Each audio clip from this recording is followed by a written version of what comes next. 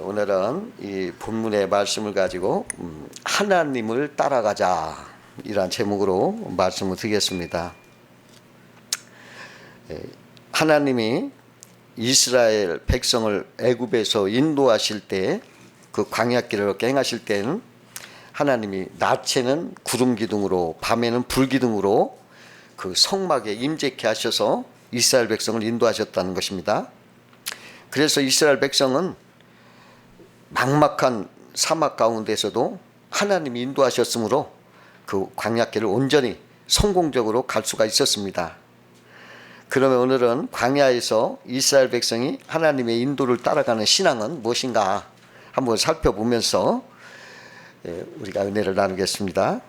첫 번째로 이스라엘 백성이 광야에서 하나님을 따라가는 신앙은 불기둥과 구름 기둥을 보고 살아계신 하나님을 체험하면서 따라갔다는 거예요. 이스라엘 백성은 성막 위에 임재 있는 구름 기둥과 불 기둥을 뚜렷이 실감 있게 보았으므로 하나님의 임재를 체험했어요. 그리고 그 체험으로 힘있게 따라갔다는 것입니다. 하나님이 살아계신 능력을 체험하는 신앙은 믿음에 힘이 있어요. 그러나 체험이 없다면 믿음이 좀 약해지는 거예요. 오늘날도 수많은 성도들이 하나님의 기적을 체험하며 살기 때문에 확신 있게 믿음으로 가는 것입니다. 그 어느 목사님이 밤에 잠이 잘 오지 않아서 일어나가지고 주님께 잠 좀 자게 해달라고 기도했더니 금방 잠이 얼마나 쏟아지는지 깊은 잠을 잘 수 있었다고 합니다. 이런 일상적인 체험도 믿는 자에게 신앙을 더 깊게 하는 것입니다. 그 베이비 박스 아이들이 아빠라고 불리는 목사님이 계셨는데 그분이 장애 아이들을 돌보면서 지하 셋방에서 9명의 식구와 같이 사는데 어느 날 집주인이 방을 빼달라고 막 소동을 부리더니 막 며칠을 두고 막 술까지 먹고 찾아와서 막 욕을 해대며 더 심하게 방 빼라고 난동을 부리면서 할 수 없이 그 방에서 나와서 저기 난곡동 산꼭대기 달동네로 이사를 했다고 합니다. 그런데 이사한 다음 날 폭우가 내렸어요. 그래가지고 동네 개울둑이 떠져가지고 그 지하셋방 살던 동네가 완전히 1층까지 물이 잠겨서 전날 이사하지 않았더라면 지하셋방에서 전신마비 아이들이 다 죽을 뻔했더라는 거예요. 그래서 하나님께서 노아의 방주처럼 산꼭대기에다가 집을 옮겨주셨구나. 이게 깨달아져가지고 감격의 눈물이 나오더래요. 감사기도를 하지 않을 수가 없었다고 합니다. 이게 체험 아니에요? 그 국민일보에 보도된 그러한 신문 기사인데요. 어느 개척교회 목사님이 큰 교통사고가 나서 다리뼈가 다 으스러져가지고 수술을 해도 장애인이 되거나 다리를 절대내야 한다고 의사가 말하더라는 거예요.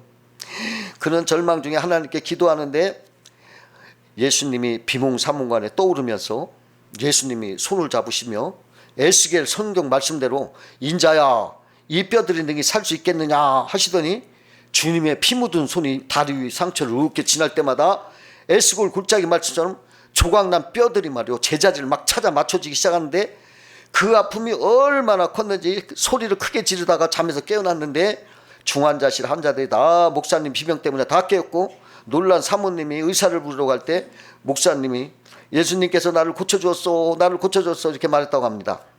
늦게 연락을 받고 의사가 뛰어와서 살펴보더니 세상에 이런 일은 처음 봅니다. 뼈가 붙어가고 있어요 하더랍니다.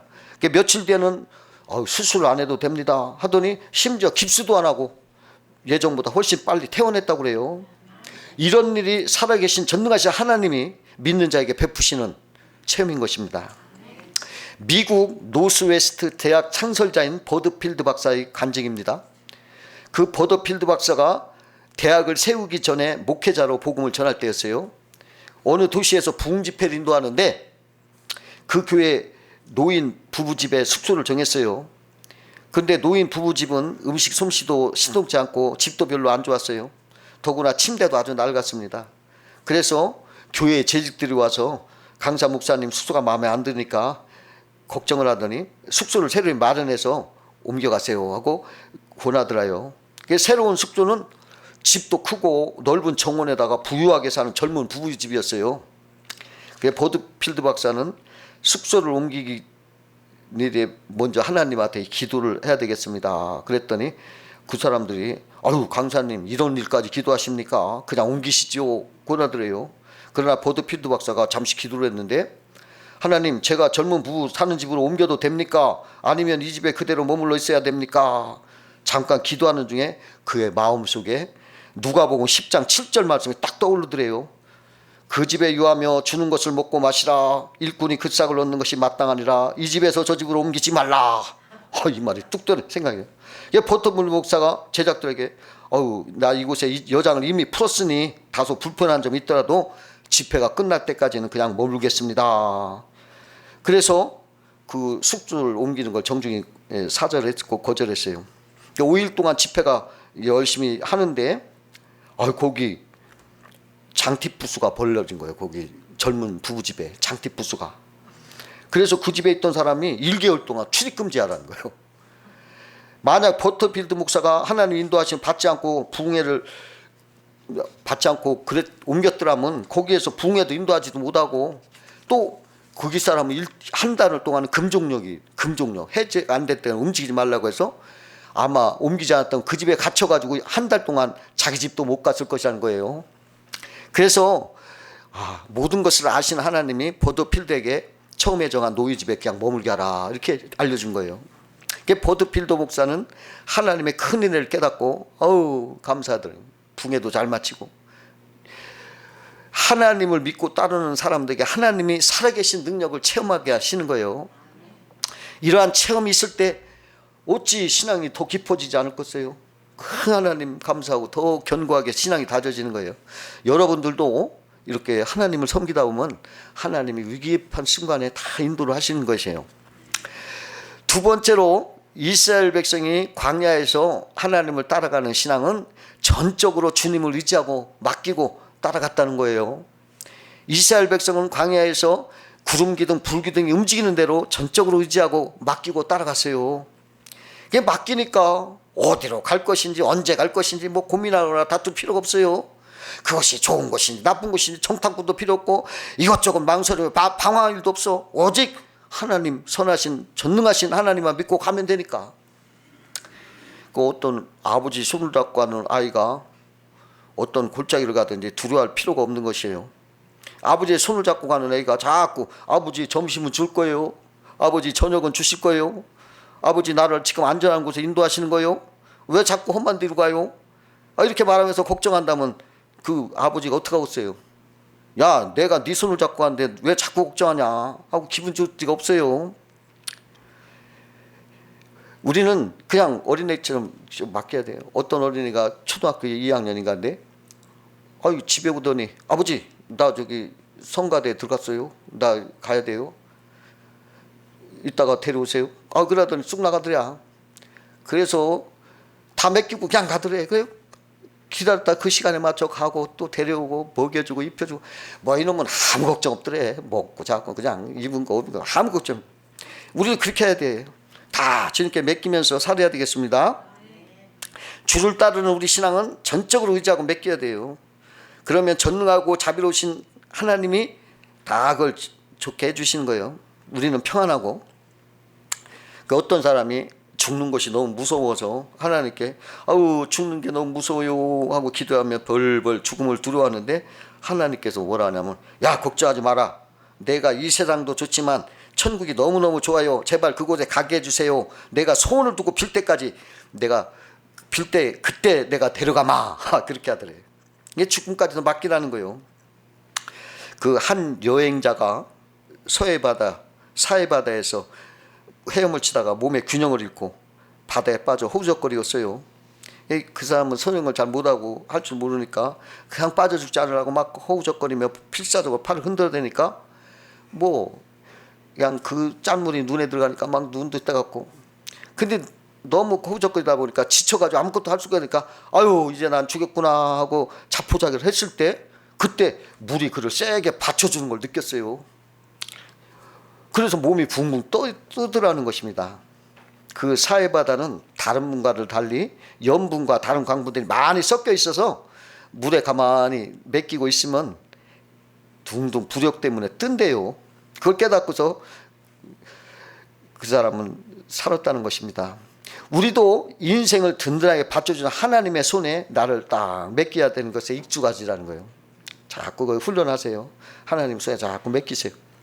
내 힘으로 아둥바둥 하지 말고 맡기라 하시는 거예요. 그 참새가요, 자기 날개 힘으로 바닥바닥거리기 때문에 높은 창궁에 못 올라가요. 그러나 독수리는 날개를 쫙 펴고 바람을 타고 하늘에 올라가서 높은 창궁에서 바람에 자기를 딱 맡겨서 멀리 멀리 날아가는 것입니다. 신앙도 내 힘으로 하는 것이 아니라 믿음으로 하나님의 은혜와 능력을 의지하며 맡기면서 높은 창공으로 올라가 멀리 멀리 날아갈 수가 있는 것입니다. 그 나폴레옹이 프랑스 대군을 이끌고 유럽을 막 정복할 때 장군 한 사람이 정예 부대를 이끌고 오스트리아 국경 도시인 펠드리에 공격을 했어요.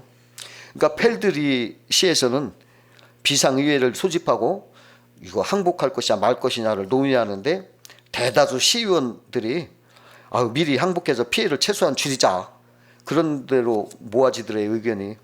그때 교회 목사 한 분이 일어났어요. 여러분, 오늘은 부활주일 아닙니까? 우리가 우리 힘만을 믿는다면 지게 될 것입니다. 그러나 하나님께 맡긴다면 살 길이 열릴 것입니다. 무서워 떨고 있지만 말고 교회의 종을 힘껏 치고 부활절 예배를 드립시다.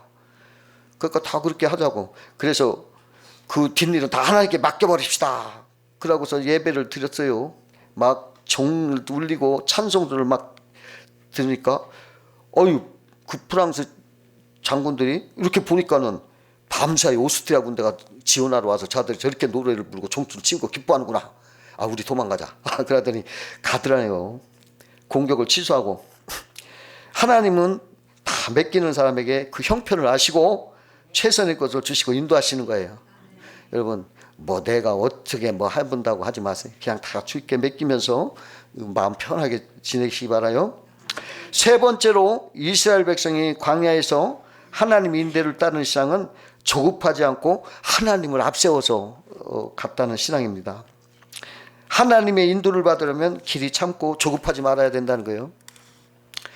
다른 민족에 비해서 우리 민족에게는 빨리빨리라는 조급한 민족성이 있습니다.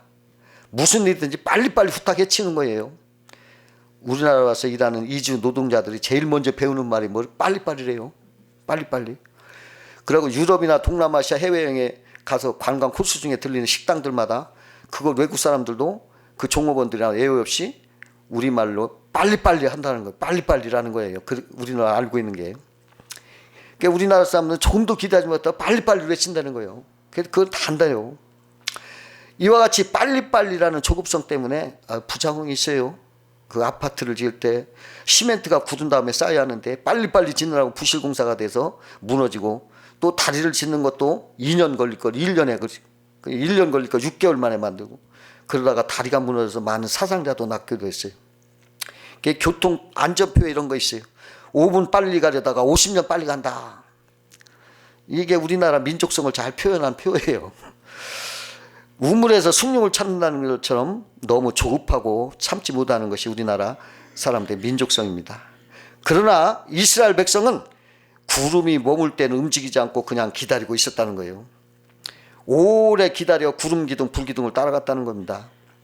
본래 애굽에서 가나안까지는 직선으로 가면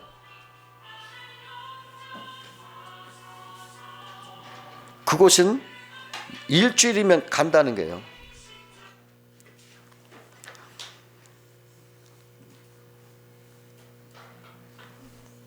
일주일이면 갈 수 있는 거리인데요. 그 거리인데도 불기둥과 구름기둥을 따라가다가 40년이 걸렸어요. 절대로 이스라엘 백성은 너무 늦는다고 조급하게 하나님보다 앞서지 않았습니다. 아무리 더뎌도 기다렸다는 거예요. 하나님께서 한 달 동안 1년 동안 움직이지 않으시면 이스라엘 백성도 그걸 기다리면서 움직이지 않았다는 거예요. 그 이유가 뭐냐면 이스라엘 백성은 하나님 없이 나 먼저 가봤자 소용없다는 거예요. 그걸 알아요. 아무리 급해도 하나님이 앞서가는 길은, 하나님보다 앞서가는 길은 헛수고라는 거예요. 늦게 가도 하나님을 앞세워 가야지 하나님보다 먼저 가면 아무 소용이 없는 것이 되는 겁니다.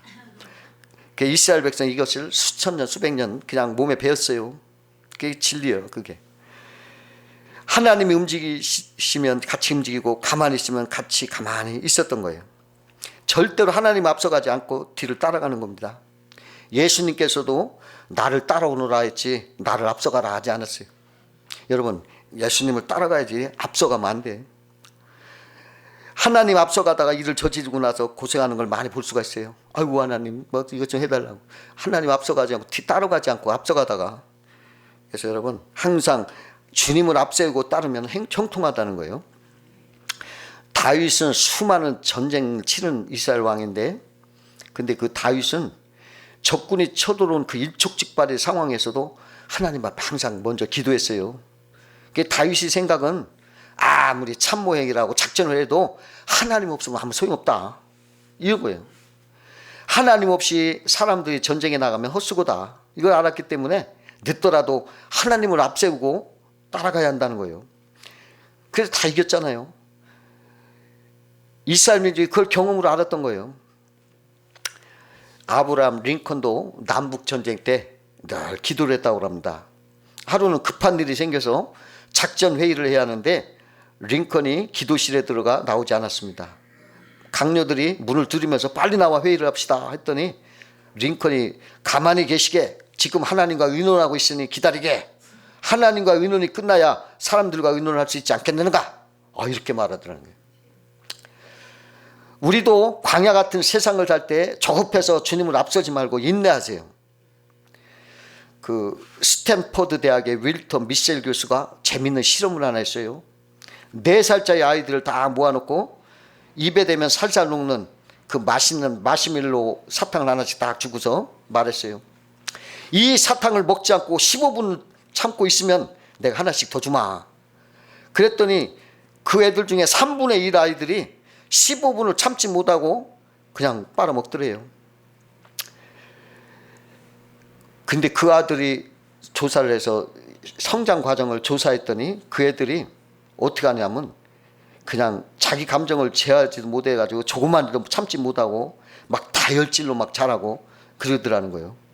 그러나 15분을 참고 견딘 아이들은 어려움이 있어도 참고 사회성이 뛰어난 아이들로 자라고 있었더라는 거예요. 신앙도 마찬가지예요. 하나님의 응답을 인내할 줄 아는 자에게 주어지는 것이다. 기다려야 돼요. 그냥 못 기다려서 막 하면 그거 실수하는 거예요. 하나님 없으면 헛된 거예요. 참된 믿음은 인내하지만 거짓된 믿음은 조급하고 포기한다는 거죠. 여러분 항상 믿음은 인내한다는 걸 꼭 아시기 바랍니다. 4번째로 이스라엘 백성이 광야에서 하나님 인도를 받는 신앙은 말씀과 성령을 절대적으로 따라갔다는 거예요. 하나님은 광야를 지날 때 구름 기둥 불 기둥으로 인도하셨어요. 그 구름 기둥 불 기둥은 하나님의 말씀과 성령이라는 것을 상징하는 겁니다. 이스라엘 백성들은 구름과 불 기둥으로 인도하시는 하나님을 인도하심을 그대로 따라 움직였어요. 구름이 성막에 떠오르면 이스라엘 자손도 곧 행진하고, 구름이 머무르면 행진하가도 그곳에 진을 쳤습니다. 어떤 때는 오래 머물고 어떤 때는 여장을 풀자마자 또 출발해야 했습니다. 그대로 따라했어요. 이 모든 것이 여호와의 명령으로 알고 순종했다는 거예요. 이것이 바로 하나님의 인도를 받는 자세요, 말씀과 성령을 따라 사는 삶이라는 것입니다. 그와 같이 오늘날도 우리 성도들은 진리의 말씀과 성령을 따라가야 됩니다. 절대적으로 그걸 믿고 따라가야 돼요. 그것이 바로 불기둥과 구름을 따라가는 것과 마찬가지예요. 그 인간은 본디 하나님과 어긋나는 그런 본성이 있어요. 인간은 말씀과 성령이 없으면 자기 마음대로 하는 거예요. 교만하게. 그게 본성이에요. 그래가지고 하나님을 대적하는 죄를 짓고도 그것이 막 옳다고 주장까지도 하는 것입니다. 그러므로 우리의 삶에서 자기 아집을 버리고 절대 진리되신 하나님 말씀과 성령을 붙잡고 살아가는 거예요. 그러면 말씀과 성령이 광야길에 나침판이 되고 길을 잃지 않고 성령이 함께해서 형통하고 보호를 받는다는 것입니다. 여러분 광야에 뭐가 많냐면 죄악의 독사가 많아요. 그런데 이스라엘 백성이 하나님의 말씀을 순종하여 하나님의 보호하심을 받을 때는 뱀에 물린 자 하나도 없었어요. 하지만 불만 불종으로 막 하나님 말씀과 성령을 떠나니까 수많은 사람들이 죄악에 불뱀에 막 물려 쓰러져 죽게 됐어요. 이처럼 말씀과 성령을 떠나지 않으면 큰 시험이 드는 거예요.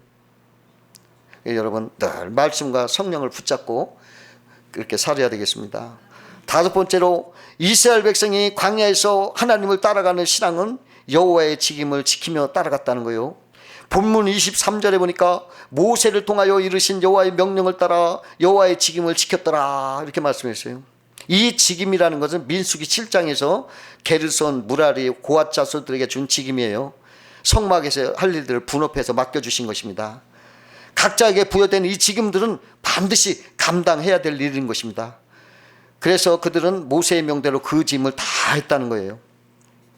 오늘날 이 시대에 성도들에게 주어진 직임이 있습니다.